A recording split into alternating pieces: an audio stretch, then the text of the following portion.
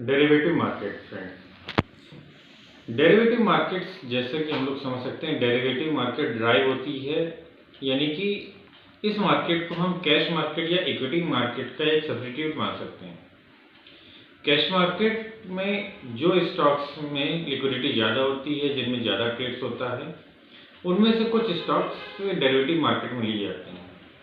Derivative market एक contract based market होती है। इसको फ्यूचर एंड ऑप्शन से हम लोग जानते हैं।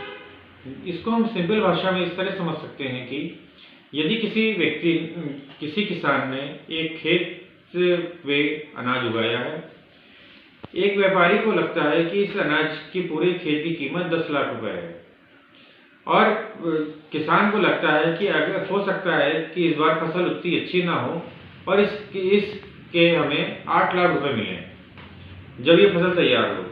लेकिन व्यापारी को लगता है कि इस बार और जो फसलों से ये फसल अच्छी होगी तो इसके हम 12 लाख रुपए में बेच लेंगे। तो वो सौदा किसान से करता है। किसान को लगता है कि 8 लाख रुपए में ये सस्ता है, 10 लाख रुपए मिल रहा है, तो 8 लाख से ज़्यादा 2 लाख मिल रहा है।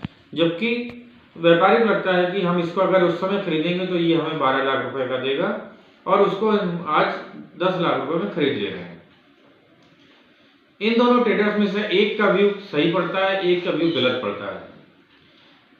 अगर इसमें से व्यापारी का व्यू सही पड़ता है तो ट्रेडर जिसने उसको 10 लाख रुपए में बेचा था, वो उसी माल को तैयार होने पे 12 लाख में बेच सकता था अपने खेत को। जबकि इस समय व्यापारी का व्यू सही पड़ा, उसने 12 लाख के खेत के अनाज को 10 लाख रुपए में खरीद लिया था। इस तरह ये कॉन्ट्रैक्ट ये 1 महीने, 3 महीने या फसल पूरी होने तक का होता है। इसी प्रकार पे ये कॉन्ट्रैक्ट्स फ्यूचर में भी बनते हैं, शेयर मार्केट बनते हैं। ये कॉन्ट्रैक्ट्स 3 तरीके के होते हैं, एक करंट मंथ का, एक अगले मंथ का, एक उसके अगले मंथ का। यानी कि इसको टेक्निकल भाषा में नियर मंथ, नेक्स्ट मंथ और फार मंथ कहते हैं। तो जो भी वॉल्यूम्स होते हैं, जो भी मैक्सिमम ट्रेड्स होते हैं, वो नियर मंथ के होते हैं।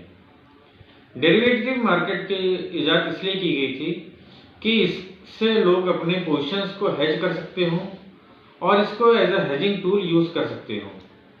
क्योंकि डेरिवेटिव मार्केट में हमारे पास लिक्विडिटी हमेशा होती है और हम किसी भी समय उस प्राइस एक्शन को ट्रेड कर रहे होते हैं, ना कि उस वॉल्यूम एक्शन को। पहले इस डेरिवेटिव मार्केट में डिलीवरी नहीं होती थी, यानी कि हम इस मार्केट शेयर्स के कॉन्ट्रैक्ट खत्म होने पे हमें या तो पैसा हमारे पास आता था या पैसा हमारे पास चला जाता था। इसके अगेंस्ट में हमारे पास शेयर्स कुछ भी नहीं आते थे।